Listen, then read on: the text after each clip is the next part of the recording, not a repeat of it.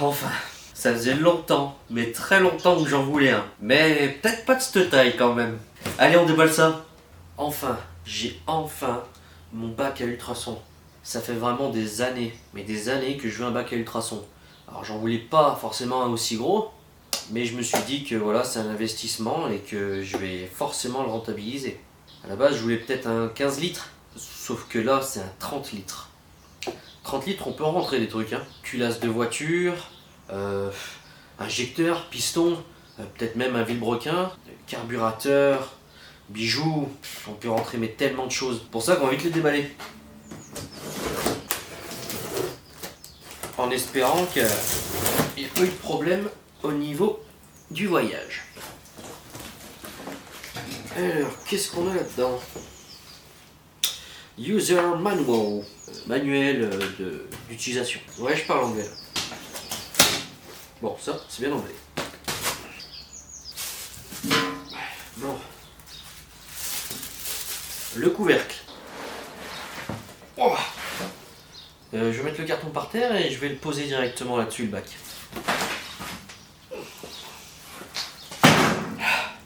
Il fait son poids, hein. Bon, câble d'alimentation. Tuyau pour siphonner les réservoirs de voiture. Le bac de friteuse. Avec les petits pots en caoutchouc. Et bien sûr, le bac. Je suis comme un gosse là. J'ai l'impression que c'est Noël. Bon, on va faire un petit peu de place. Le couvercle. Avec encore un film de protection, mais on va le laisser pour l'instant. Bon, le câble d'alimentation, comme je disais, qui vient se brancher au cul. Bon, ce tuyau qui doit être forcément un tuyau de vidange ou quoi, hein, c'était une blague tout à l'heure. Hein. Faites pas les cons, achetez pas ça juste pour aller siphonner un réservoir. Il y a plein d'autres astuces. La cage à frites, je sais pas comment on peut appeler ça, la grille. Et le bac en lui-même, il fait quand même une sacrée taille. Pour ce qui est des tailles, tant qu'on y est, on va le mesurer. Hein. On va mesurer la cage. Hein. Alors la cage, en intérieur, on est à 27 de largeur pour 47 de longueur. La hauteur, on va pas mesurer la cage puisqu'on peut aller plus haut. C'est environ 18,5. Sachant que ça sera le niveau d'eau, mais si vous avez une pièce qui rentre pas en largeur et qu'il faut mettre en hauteur, vous pouvez la mettre debout et pas mettre le couvercle. Bon, on a aussi notre tuyau de vidange sur le côté là. Juste ici. Le panneau de contrôle devant. Et un bouton on-off derrière. Bon, maintenant qu'on a fait les présentations, on va discuter un petit peu. Alors à quoi sert un bac à ultrasons? Je suis pas un expert, il y en a qui expliqueront bien mieux que moi avec des mots bien plus scientifiques sur YouTube ou même sur internet, hein, où vous voulez. Et du coup, moi je vais vous expliquer ce que moi je sais et pourquoi j'ai acheté ça. Donc, tous mes mécanos qui font au moins de la moto savent que pour nettoyer un carbu, on peut nettoyer la carbu de plein de façons avec du carbu cleaner, donc une sorte de nettoyant frein exprès pour les carbus, avec de l'essence, une brosse à dents, des tiges qu'on peut aller mettre à l'intérieur. Il y a plein de façons de nettoyer un carbu. Par contre, dès qu'on commence à aller dans des carbus un petit peu... Attendez, je vais refermer le couvercle parce que ça résonne. Donc je disais, dès qu'on commence à aller dans des carbus un petit peu perfectionnés, donc quand on dépasse le 50 cm3, il y en a peut-être sur les 50, hein, j'en ai jamais vu, il y en a plein avec plein de petits conduits à l'intérieur. Et ces conduits-là, vous ne pouvez pas les nettoyer avec la brosse à dents. Avec la soufflette, ça peut venir, il y a toujours un petit peu de dépôt. Donc j'ai pas dit que j'avais acheté ça pour nettoyer un carbu. Je dis juste, c'est un exemple. Donc vous prenez votre carburateur, il y en a plein qui balancent tout de suite le carburateur crade, mais vraiment de chez crade, dans le bac à ultrasons. Moi ce que je vous conseille, c'est d'abord le nettoyer. Et oui, allez pas encrasser votre bac avec l'eau qu'il y aura dedans et le produit, parce que le produit ça coûte cher. Alors vous pouvez très bien mettre un coup de pinceau, de brosse à dents, tout ce que vous voulez, pour le nettoyer avant, le décrasser un maximum, et après laisser agir le bac à ultrasons. Donc une fois qu'on a nettoyé notre carburateur, on le fout dans notre bac à ultrasons. Qu'est-ce qui va se passer? On va mettre un mélange d'eau et un petit peu de produits décrassants. Donc des produits, il y en a pour tout. Il y en a pour... moi celui que j'ai acheté, c'est du spécial culasse, injecteur, etc., etc. Il y en a, c'est pour des composants électroniques. Il y en existe vraiment beaucoup. Allez vous renseigner selon ce que vous voulez nettoyer, mais achetez vraiment le bon truc. Achetez pas sur un coup de tronche comme ça. Vraiment renseignez-vous, ça vaut vraiment le coup. Et puis si vous voulez vraiment bien nettoyer votre truc, c'est impératif. Puis ça vaut le coup, le diluant que vous mettez dedans va forcément mieux nettoyer qu'un diluant basique qui est pas fait pour. Il y en a qui, j'ai vu, ils mettent du liquide vaisselle ou quoi, je dis pas que ça marche pas, je dis juste que ça marche moins. Alors que j'ai pas essayé, mais j'ai passé des heures et des heures vraiment de renseignements sur internet, et en voyant les comparaisons de tout ce qu'il y a, je peux vous garantir que le diluant, mettez le prix une fois, et voilà. Bon, qu'est-ce qui va se passer dans notre bac une fois qu'on aura mis notre pièce? Donc l'eau, le mélange, on va appeler ça le mélange maintenant, le mélange que vous aurez à l'intérieur va monter en température. La température, c'est vous qui la choisissez avec le panneau digital en dessous. Le mieux, bon, selon la contenance de votre bac, c'est de mettre de l'eau tiède ou de l'eau chaude, quoi. Comme ça on perd pas de temps. Et puis on consomme moins. Au niveau de l'électricité, pas au niveau de l'eau chaude. Une fois ça, vous pouvez plonger donc votre cage de friteuse là, et ensuite vous pouvez mettre votre pièce. Vous mettez sur on, vous lancez le bac, et une fois lancé, vous allez entendre un crépitement, un bruit de l'ultrason, simplement. Un bac à ultrasons, c'est pas, vous n'allez pas entendre des trompettes. Hein. Donc vous mettez vos écouteurs ou ce que vous voulez, c'est pas, ça va pas vous tuer, mais c'est assez désagréable. Au passage, je l'ai dit tout à l'heure, mais le couvercle, vraiment, c'est pour garder à l'intérieur, etc. Mais si vous faites dépasser une pièce ou quoi, le couvercle, vous n'êtes pas obligé de le mettre. Ça retiendra... Je sais même pas si ça retient le bruit, en fait. Et ça évite qu'il y ait des merdes qui viennent tomber dedans ou quoi pendant que vous l'utilisez, ou même quand vous le stockez, le couvercle est bien plus utile que s'il n'y avait pas de couvercle, quand même. Bon, c'est loin du sujet. Donc, comme je le disais, dans le bac, il va y avoir le mélange, mais il va y avoir, une fois que vous mettrez sur Play, des ultrasons. Ces ultrasons, ils vont venir taper sur la matière. En clair, ça va créer des sortes de petites bulles. Et ces petites bulles, en venant taper, en clair, c'est pas des bulles qui viennent taper, ça va vous décoller la crasse qu'il y a sur votre... on va prendre l'exemple du carbu, donc d'un carburateur. Donc qu'est-ce qui est intéressant pour un carburateur par exemple, c'est que tous les petits conduits inaccessibles, l'ultrason va aller à l'intérieur, vous décoller tout ça. Et tout ça sans frotter. Et oui, c'est ça la magie de cet appareil, c'est que c'est du nettoyage pour feignants un petit peu. Mais surtout du nettoyage en profondeur. Et c'est pour ça que beaucoup de mécanos ou même bijoutiers, etc. utilisent ce genre de matos. Donc il va vous décoller ça, donc il y a des procédures. Vous pouvez faire ça pendant 15 minutes, 30 minutes, etc. Tous ceux que je regardais essayaient 15 minutes, si ça ne faisait pas, ils rajoutaient 15 minutes, etc. Enfin, tout dépend de la crasse, tout dépend de l'endroit que vous voulez nettoyer, tout dépend de ce qu'il y a dessus. Parce que j'ai vu qu'il y en a qui arrivaient à retirer de la peinture, mais attention, c'est de la peinture qui commence à partir. Si vous venez de peindre quelque chose... je sais pas, il y a une semaine ou 2 semaines, ça partira pas. Hein. Ou alors, j'ai pas vu le produit qui faisait partir ça, mais il faut le décaper autrement, faut pas le décaper avec ça. Hein. J'ai vu qu'au niveau aussi de la rouille, il y a de la rouille qui arrivait à partir avec. Alors là, tout dépend de la matière sur laquelle est la rouille, combien de temps est la rouille ça fait combien de temps que la rouille est posée sur cette matière-là, ça dépend de plein de facteurs. Mais la rouille arrive à partir, peut-être au bout d'1 heure et demie, 2 heures, 3 heures, je sais pas, j'ai vu des trucs, il y en a à 15 minutes, ils faisaient partir de la rouille, il y en a en 1 heure et demie, ils faisaient partir que dalle de rouille. Donc vraiment, c'est en testant qu'on voit. Donc justement, on va tester. Pour ce qui est des tests, c'est pas ce qui manque dans mon garage. Donc on va forcément trouver quelque chose. Bon, je vais pas m'occuper de tout ce qu'il y a derrière, hein, mais il y a de l'injecteur, il y a une culasse, etc. On peut tout foutre là-dedans. Mais je vais essayer de trouver un truc pour voir vraiment une réelle différence. J'ai cette culasse de 250 RMZ, une culasse qui a chauffé, donc elle est morte. Mais bon, ça fera un bon exemple. Enfin, j'espère. Parce qu'elle est pas si sale que ça. Mais il y a un peu de saleté, il y a un petit peu de rouille, donc on va voir. Au niveau de la rouille, j'ai pas acheté ça pour la rouille, parce que franchement, j'ai l'impression que la rouille, ça part pas si bien que ça avec. Mais j'ai surtout acheté pour décrasser, quoi, en profondeur. Allez, je vous laisse admirer la pièce. Donc là, on voit qu'il y a vraiment, au niveau du tuyau, de la rouille. Sinon, c'est pas très très sale, mais là, c'est pas mal sale quand même. Donc il y a un peu de tout, il y a un petit peu de sorte de... Je sais pas comment on peut appeler ça, un voile de rouille ici. Là, il y a de la crasse.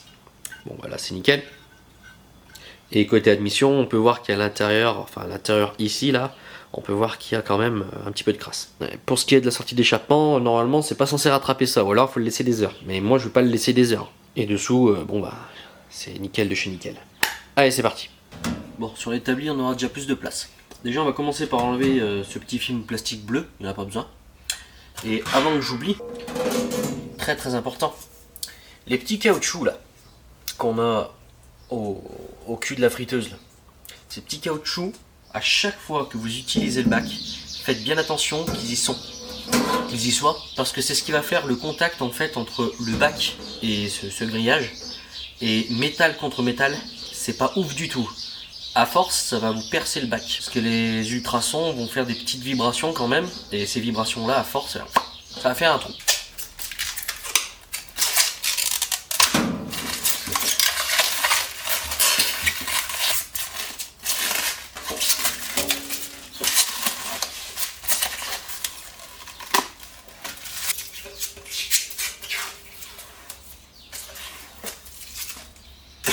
Méga tenace.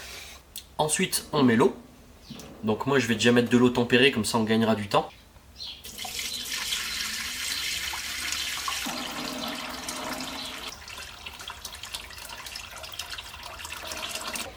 Bon, le bac est rempli. Je vous montrerai après, mais ce qui est bien là-dessus, c'est que bon, on peut régler la température, mais on peut voir la température actuelle. Donc par exemple, si je l'allume, là je vois que mon bac à l'intérieur il est à 45 degrés. Il me manque que 5 degrés pour travailler. Donc ça sera très bien. Maintenant, on met le diluant, le nettoyant, le shampoing, ce que vous voulez. Donc moi j'en ai pris un sur un site qu'on connaît tous qui commence par A. C'est pas Arnold. Bon, là c'est tout marqué en allemand, mais en clair ce que j'ai pris moi. Nettoyeur à ultrasons concentré pour carburateur, parce que oui, il y a aussi une petite notice en français. Carburateur, culasse, injecteur et autres. Donc c'est vraiment un produit exprès pour ça quoi. Donc la dilution c'est du 1 pour 100. Donc moi c'est un 30 litres, donc c'est du 300 millilitres.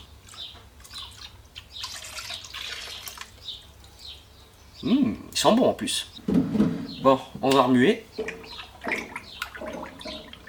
Bon, étant donné que c'est une culasse qui est déjà morte, c'est pas grave si je l'attrape à la pince. Allez.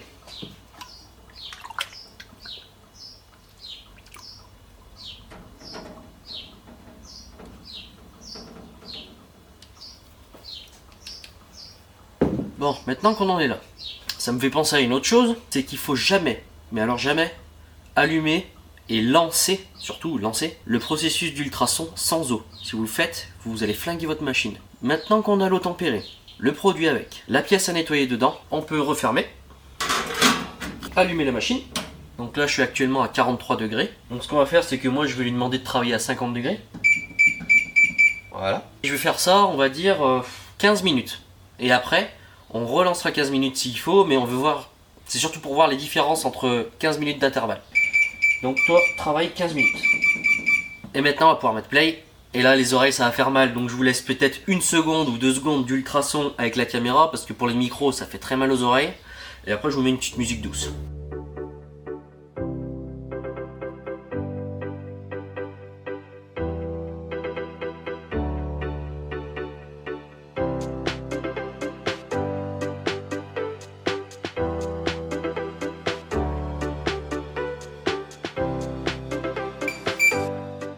Bon, maintenant que c'est terminé, qu'est-ce que ça donne? Ah, on peut voir qu'il y a un petit peu de crasse sur le haut. Non. Mais c'est moi ou ça a déjà enlevé un peu de rouille là? On va regarder ça. Ouais, mais c'est pas mal du tout, hein. Bon, on va pas choper par le panier. On va choper directement comme ça.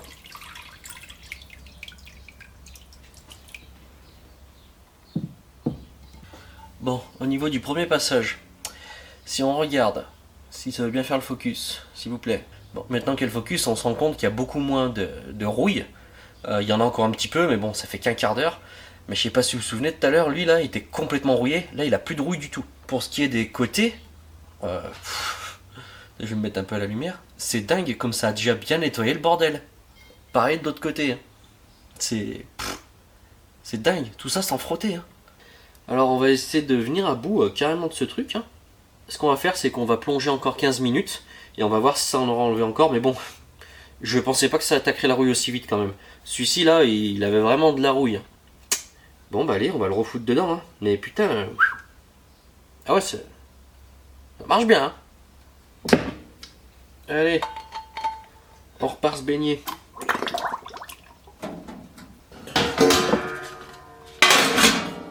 « 50 degrés, on est presque à 50 degrés dans le bac, là on était à 48 degrés à peu près. Et on repart pour 15 minutes. Attention les oreilles, c'est parti!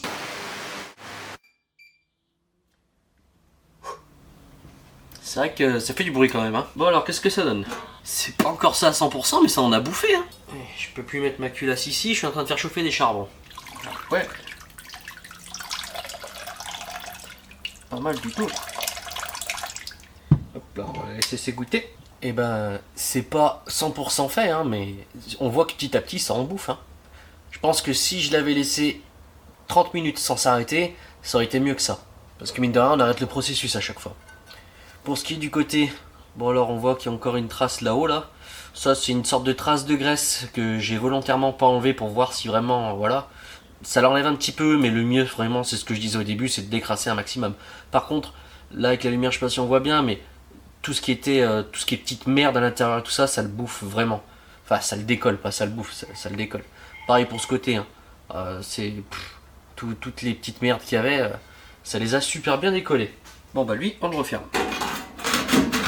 J'ai pas besoin de vous montrer plus de tests de toute façon sur ce bac là, étant donné qu'on a vu que ça marchait. En 2x15, pas 1x30, hein, 2x15, c'est parce qu'on arrête le processus, la température de la pièce diminue et après elle réaugmente quand on met dedans.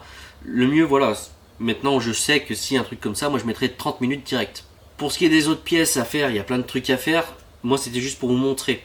Parce que là par exemple, là, je sais que les gamelles de mon chien dehors, bah, il y a des toutes petites traces d'oxydation ou quoi. Pas me faire chier à frotter, surtout que c'est de l'inox et tout. Je peux m'amuser à le brosser et tout, je vais le foutre là-dedans, on n'en parle plus. Et pour tout ce qui est injecteur, culasse, tous ces machins de voiture, je parle, eh ben vous verrez que j'utiliserai dans les vidéos ça. Comme je l'ai dit, il y en a d'autres qui font des meilleurs tests que moi, c'était juste pour le montrer que maintenant sur la chaîne je l'ai, donc vous savez que je vais l'utiliser. Voilà, on va se quitter là-dessus, je vous dis à la prochaine. Ciao.